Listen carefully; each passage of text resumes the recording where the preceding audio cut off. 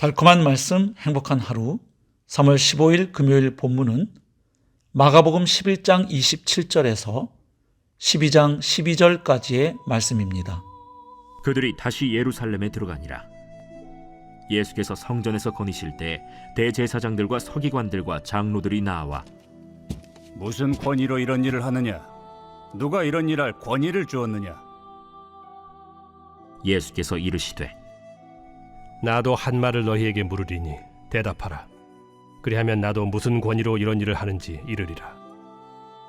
요한의 세례가 하늘로부터냐 사람으로부터냐? 내게 대답하라.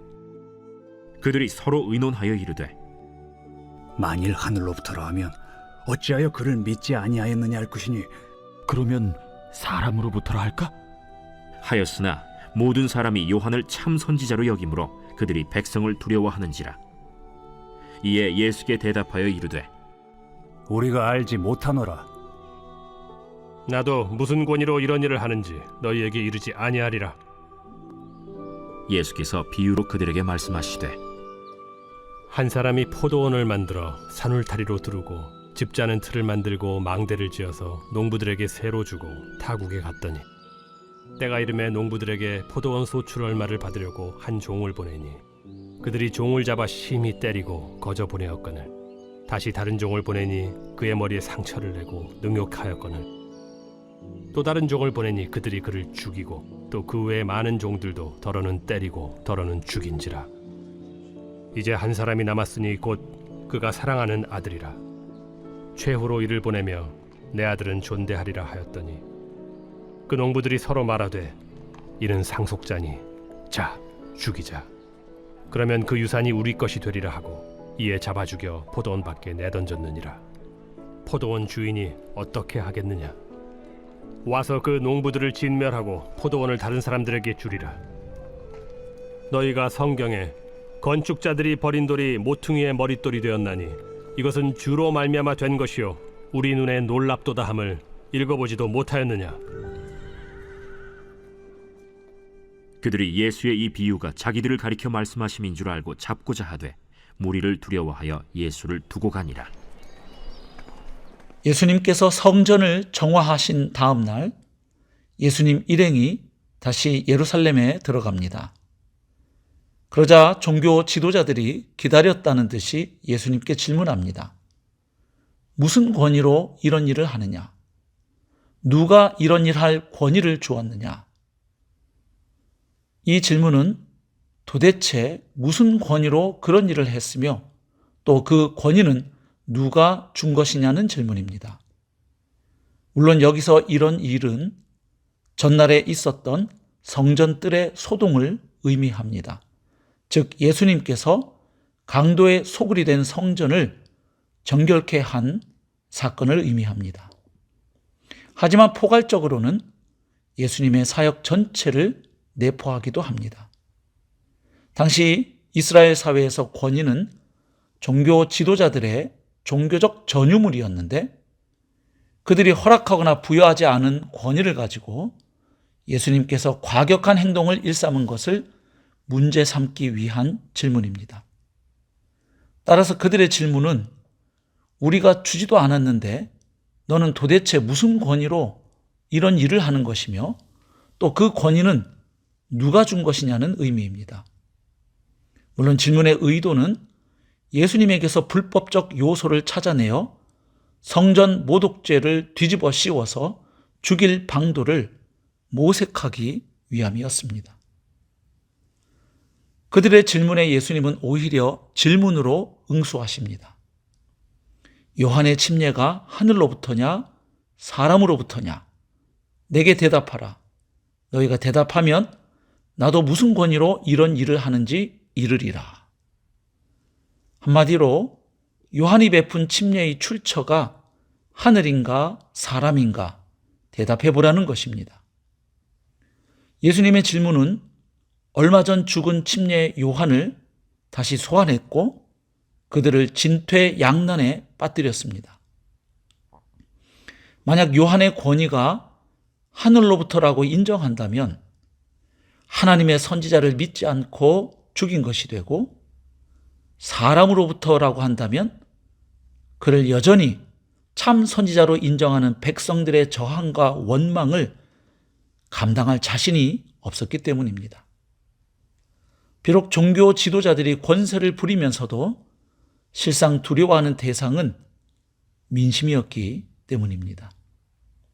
즉 그들이 두려워한 것은 하나님이 아니라 백성이었고, 그들이 붙잡고 싶은 것은 진리가 아니라 기득권이었기 때문입니다. 그래서 망설이고 머뭇거리다가 내놓은 답은 우리가 알지 못하노라입니다. 비겁하고 궁색합니다. 대답해야 할 때 대답하지 못하고 인정해야 할 때 인정할 수 없는 그들의 집착과 두려움이 그대로 드러납니다. 예수님은 그들이 대답을 회피했으니 자신도 그들의 질문에 답을 하지 않겠다고 하십니다.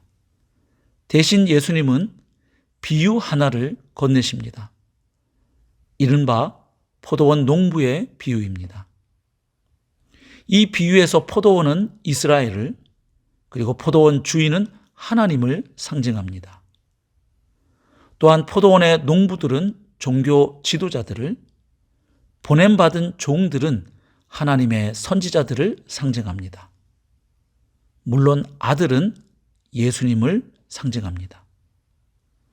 즉 이스라엘의 역사에서 종교 지도자들은 하나님이 보내신 사람들을 죽이고 그들을 보내신 하나님께 수치와 모독을 안겼다는 것입니다.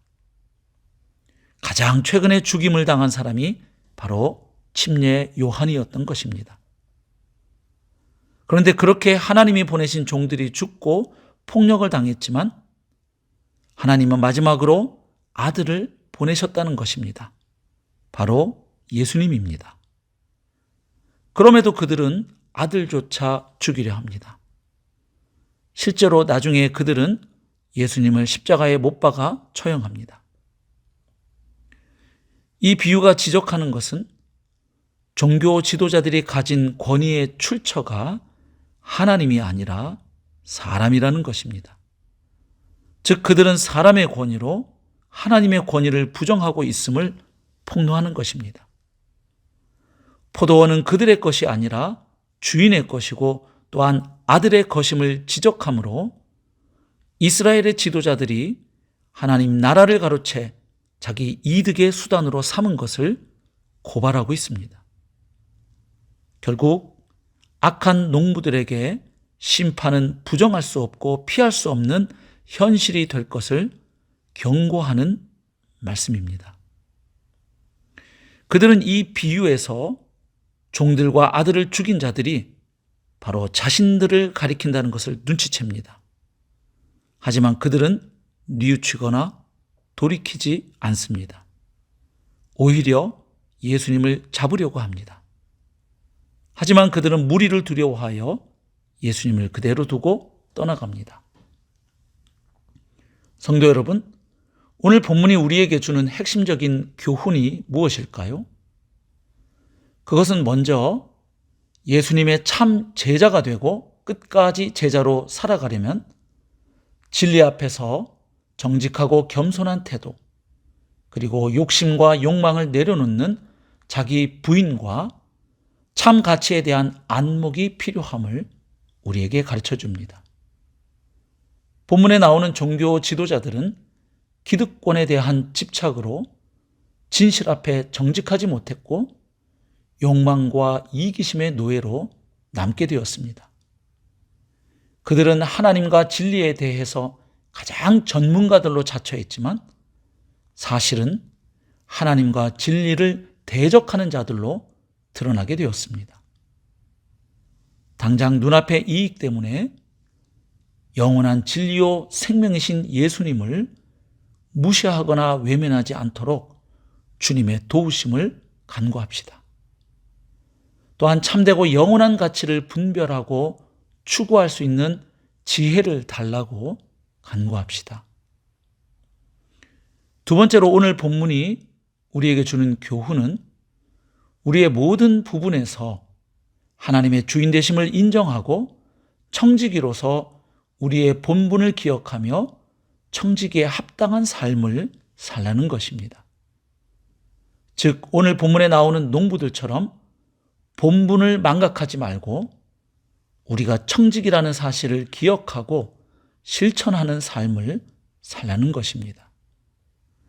오늘 본문에서 주님은 자신의 본분을 망각하여 주님의 주인 되심을 인정치 않고 스스로 주인이 되려고 했던 당시의 종교 지도자들을 꾸짖으셨습니다. 우리도 자칫하면 우리가 가진 모든 것이 하나님께서 우리에게 맡기신 것임에도 불구하고 우리 스스로 주인 노릇을 하려고 하면서 하나님의 자리에 올라서서 우리 마음대로 우리의 일들을 결제하며 살 수 있음을 기억해야 하겠습니다. 또한 우리는 단지 청지기에 불과하다는 사실을 명심해야 하겠습니다. 우리가 가진 모든 것은 주님께서 우리에게 맡기신 것임을 기억하며 살아야 하겠습니다. 성도 여러분, 오늘 하루도 예수님의 제자로 선한 청지기로 살아내시는 복된 성도님들 되시기를 주님의 이름으로 축복합니다.